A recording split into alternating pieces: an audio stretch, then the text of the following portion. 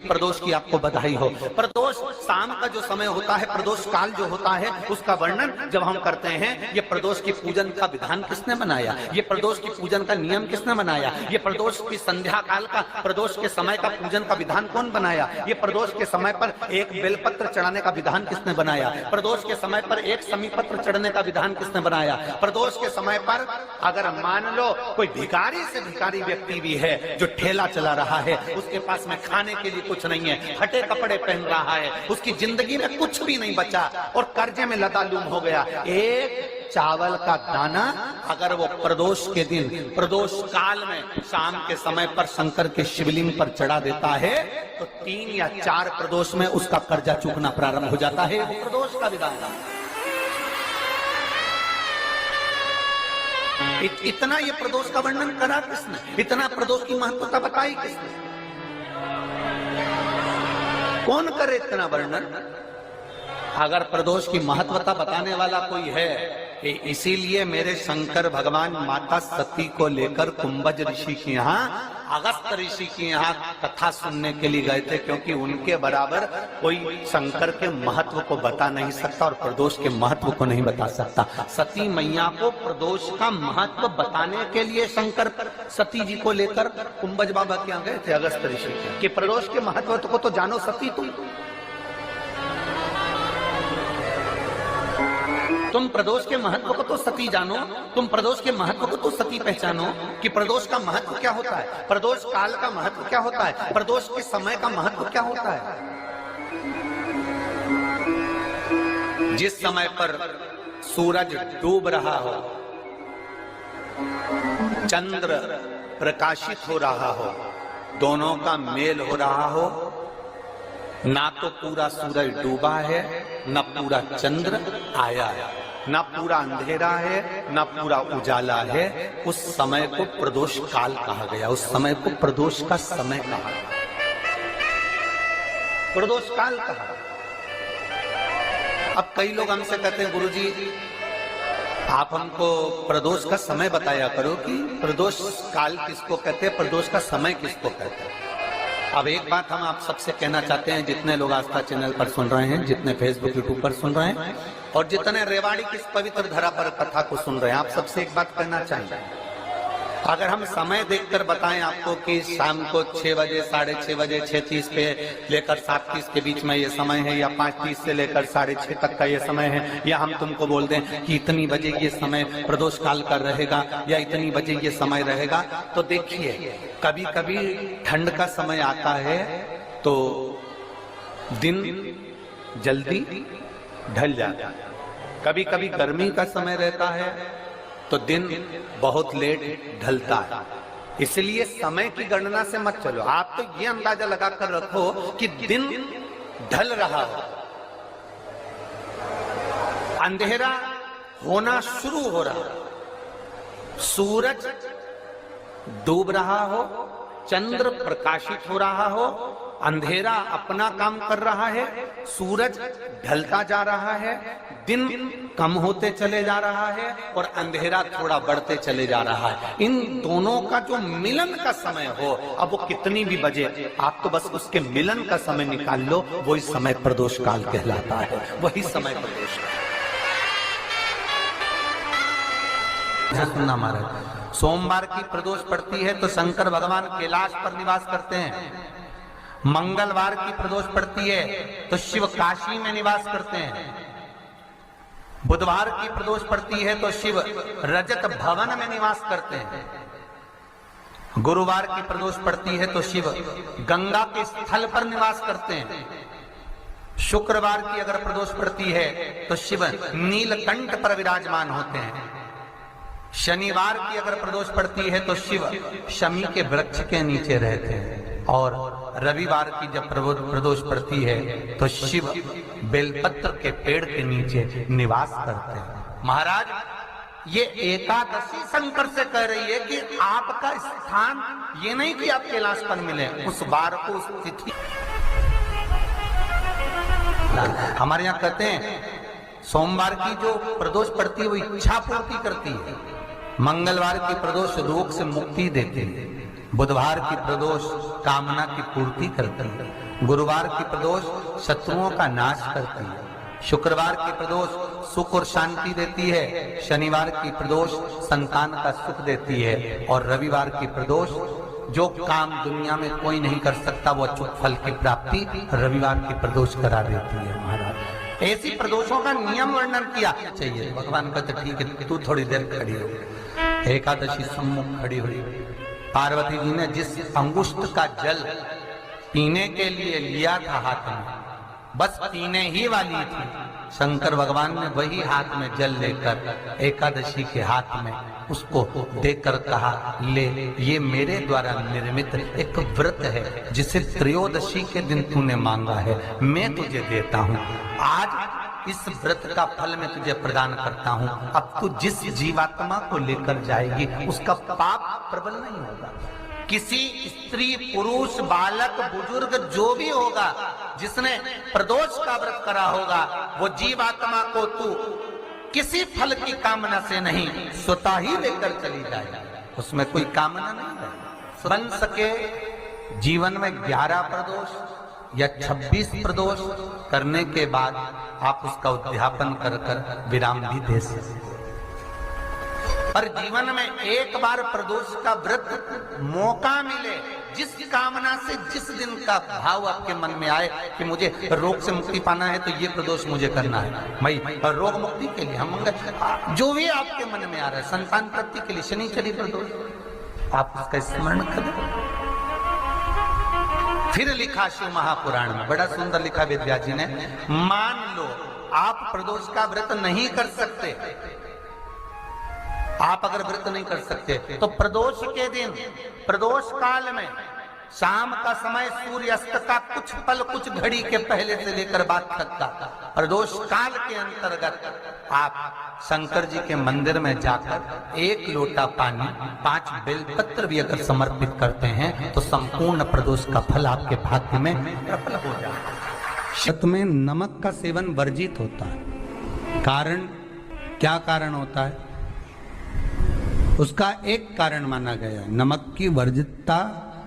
जिस समय पर एक नगर में एक ब्राह्मणी रहती थी, बहुत भाव से सुनिएगा, प्रदोष व्रत नमक को त्यागने का भाव, प्रदोष व्रत की किताब में भी मिल जाएगा आपको, आप पढ़ेंगे तो सुना होगा आपने। एक ब्राह्मणी रहती थी एक नगर में, उसका पति नहीं था, छोटा सा बालक एक साथ में रहता, छोटा सा वाला। अब ब्राह्मण के घर की धर्म पत्नी है, ब्राह्मण कर्मकांड करने वाला, पूजन करने वाला, पाठ करने वाला, अनुष्ठान करने वाला, पूजन करने वाला, मंत्र जाप करने वाला, भगवत भक्ति में डूबने वाला। ब्राह्मण तो चले गया, ब्राह्मणी बच्चे के साथ रह रही है। क्या करे वो? अकेली निवास कर रही है, अकेली रह रही है। और ब्राह्मणी बच्चे के साथ भ्रमण करती रहती, घूमती, कहीं कहीं दर दर जाकर कुछ भिक्षा को मांग कर लेकर आ जाती, और भिक्षा लाने के बाद में उस भिक्षा को जब लेकर आती तो अपने बच्चे को भी खिलाती और स्वयं भी उसका पान करती। एक दिन ब्राह्मणी भ्रमण करते करते प्रदोष काल के समय पर शिव मंदिर में प्रवेश करी। प्रदोष काल के समय पर और शंकर मंदिर में जब प्रवेश करा, प्रदोष काल किसको कहते हैं? सूर्य अस्त हो रहा हो, रात्रि प्रवेश कर रही हो, दोनों का जब मिलन हो रहा हो वो प्रदोष काल कहलाते। दोनों का जब मिलन हो रहा, सूर्यास्त हो रहा हो, रात्रि अपना चरण बढ़ाने के लिए आगे बढ़ रही हो और दोनों का जब मिलन हो रहा है, वो प्रदोष काल है, वो प्रदोष का समय है। ब्राह्मणी मंदिर में प्रवेश कर रही है। जब ब्राह्मणी मंदिर में प्रवेश करी, मंदिर के अंदर पहुंची, प्रदोष काल का समय था, प्रदोष का समय चल रहा था। और प्रदोष काल के उस समय में, प्रदोष काल के उस समय में जब ब्राह्मणी ने देखा कि कोई भगवान की भक्ति में लगा हुआ है, भगवान के रस तत्व में डूबा हुआ है, आज ब्राह्मणी के पास में कुछ पदार्थ नहीं है, अपने बच्चे का पेट भरने के लिए कोई सामग्री नहीं है, और कुछ आस लेके वो प्रवेश करिए, कुछ आस लेकर वो अंदर प्रवेश कर जाती है। कोई ऋषि की पत्नी, कोई ब्राह्मण जन की अर्धांगिनी उस प्रदोष के समय पर शंकर का अभिषेक पूजन कर रही थी, भगवान शिव की आराधना कर रही थी, भगवान की भक्ति में डूबी हुई थी। जब भगवान शिव की आराधना में डूबी हुई है, आराधना कर रही है, उस काल में वहां पर पड़ी हुई कुछ वस्तु को इस ब्राह्मणी ने मांग लिया। मेरे बालक को बहुत भूख लगी है, मेरा बच्चा बड़ा भूखा है, इसके भोजन लेते ही कहा इसमें तो स्वाद नहीं है, इसमें स्वाद नहीं है। उस ब्राह्मणी ने बड़ा सुंदर एक संवाद कहा। घर का जो बड़ा होता है ना, घर का जो बड़े होता है, घर का बुजुर्ग जो होता है, घर का जो प्रथम स्थल प्राप्त करने वाला, मेन कुर्सी पर अच्छी जगह पर जो बैठने वाला होता है ना, ब्राह्मणी कहती है वो कभी किसी वस्तु में ऐब नहीं देखता, मिनक नहीं निकालता। तो अन्नकूट की तारीख पे इनका नाम लिख लो, और अगला अन्नकूट आए तब दोनों की दशा देखना। एक जो चुपचाप खाकर चले गया, भगवान के प्रसाद को प्रसाद मानकर, प्रभु का दर्शन मानकर लेकर चले गया, वो उन्नति की सीढ़ी पर चढ़ता चले गया, और जो मिनक निकालता रहा वो साल भर खटर पटर की जिंदगी जीता रहा। भगवान के प्रसाद में कभी भी ध्यान रखिएगा, भगवान के प्रसाद के अंतर्गत स्वाद की कोई मूलता नहीं होती। भगवान का प्रसाद स्वयं स्वाद है। भगवान के प्रसाद में नमक नहीं देखना, मिर्ची नहीं देखना, भगवान के प्रसाद में शक्कर नहीं देखना, भगवान के प्रसाद में कुछ ये नहीं देखना कि कितना माल डला, कितना घी, कितना बादाम, कितना काजू, कितना इलायची डला। हाँ, यहां तक शास्त्र का स्वाद देखी थी ना, ये आपका एक जन्म का नहीं है, ये ना जाने कितने जन्म का है। ब्राह्मणी के मस्तिष्क में बैठ गया, ब्राह्मणी के उस पुकाना वो बक्कल में नहीं अक्कल में बैठ गया कि ये स्वाद नहीं देखना।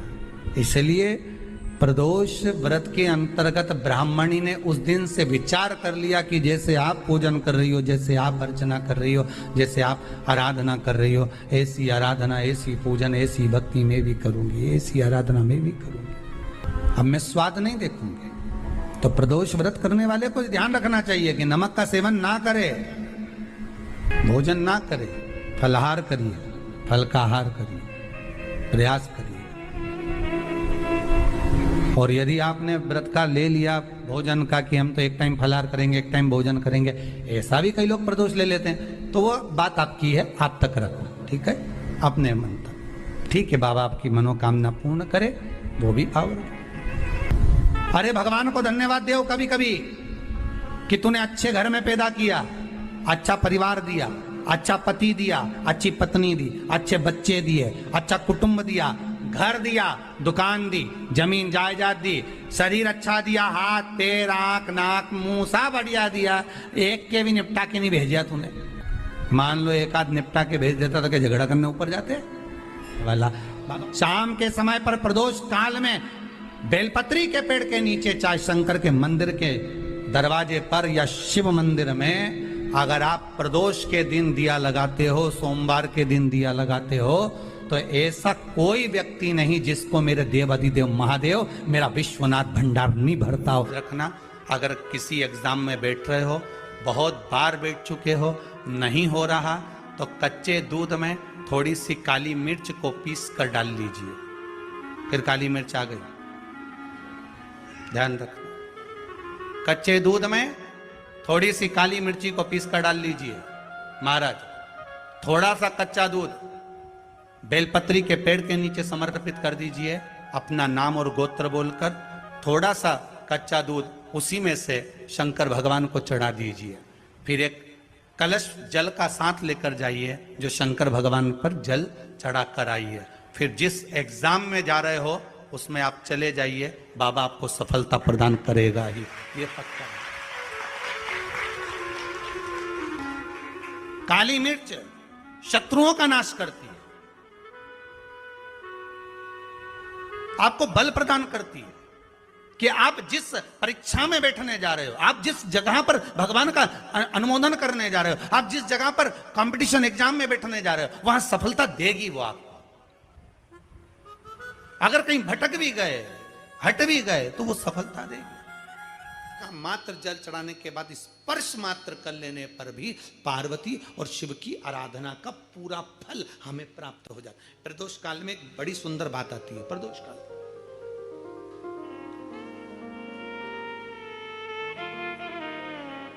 आप में से कोई प्रदोष का व्रत करते हैं? करते हो आप लोग? ठीक है। कितने लोग हैं जो नहीं करते? हाथ उठा लो। ठीक है, नहीं करते ना, कोई बात नहीं, रख लो, रख लीजिए। 26 प्रदोष का, 24 तो 12 महीने की और अधिक मास की 2, 26 प्रदोष का फल, 26 प्रदोष का फल एक क्षण में प्राप्त हो जाता है। एक क्षण में। कब? कहा जिस दिन प्रदोष का दिन हो, 26 प्रदोष में से कोई भी प्रदोष का दिन हो, और प्रदोष काल में आप अपने घर से जल और एक हाथ में घी का भरा हुआ दीप लेकर जिस दिन शंकर के मंदिर में जाते हो, शंकर को जल चढ़ाकर हाथ का स्पर्श जलाधारी पर कर कर शिव मंदिर में दीप प्रज्वलित कर देते हो, 26 प्रदोष का पुण्य फल उसी क्षण प्राप्त हो। 26 प्रदोष का फल एक ही दिन में, एक ही क्षण में प्राप्त हो जाता है। 26 प्रदोष।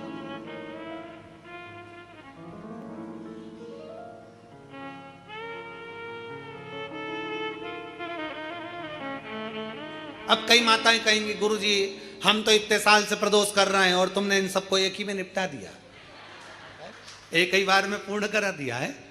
हम इतने साल से कर रहे हैं, वो क्या?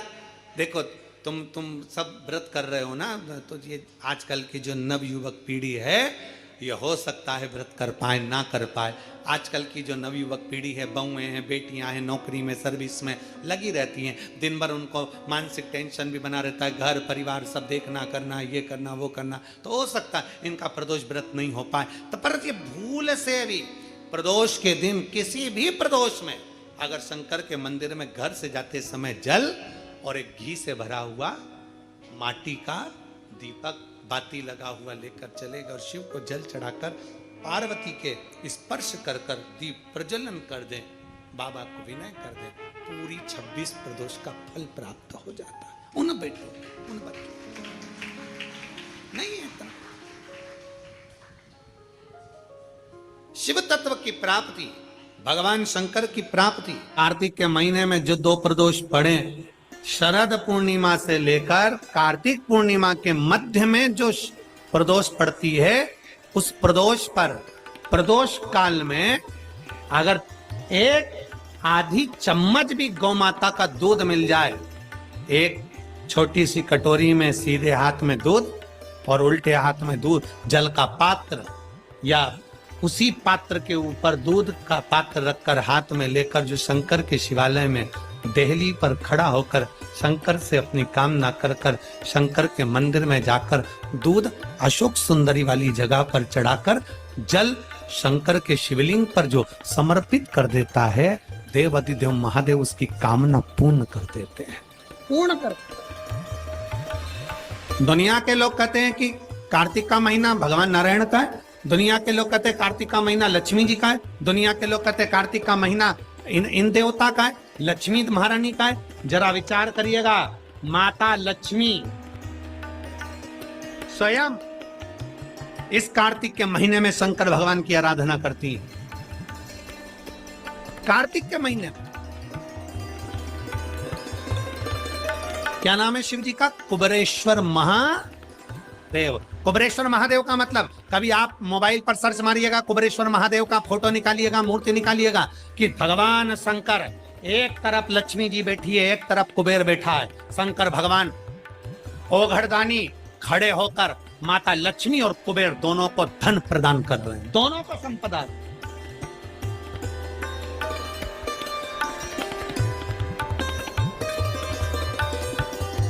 कभी कुबेरेश्वर बाबा का मूर्ति का दर्शन करिए, कुबेरेश्वर शंकर भगवान की मूर्ति खड़ी है, एक तरफ लक्ष्मी जी एक तरफ कुबेर, दोनों माता भगवान शंकर जी से लक्ष्मी ले रहे हैं।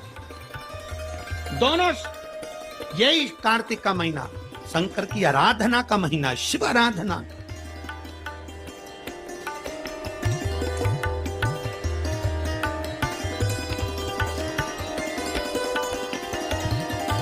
शंकर की आराधना कैसी करिए? शिव आराधना।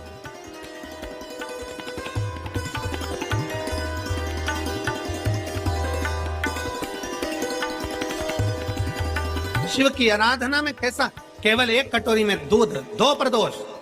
कहा शरद पूर्णिमा से कार्तिक पूर्णिमा के बीच में एक महीने के अंदर, पूर्णिमा के अंदर, पूर्णिमा शरद पूर्णिमा कार्तिक पूर्णिमा के अंदर 2 प्रदोष पड़े। वो दोनों प्रदोष जब पड़े, उस प्रदोष में थोड़ा सा आधी चम्मच, 1 चम्मच गाय का दूध हो, भले थोड़ा सा दूध और 1 लोटा जल। आप बाबा को देव तो सुंदरी वाली जगह पर चढ़ाओ दूध, और जल चढ़ाओ कहाँ? जम के बोलो, शंकर के शिव समर्पित। माता पार्वती जी ने शिव की आराधना करी है, ब्रह्मा जी ने शिव की आराधना करी है। इसी कार्तिक के महीने में स्वयं कुबेर ने, इसी कार्तिक के महीने में स्वयं कुबेर ने भगवान शंकर से लक्ष्मी प्राप्त करी, धन वैभव प्राप्त करा, कुबेर पद प्राप्त करा।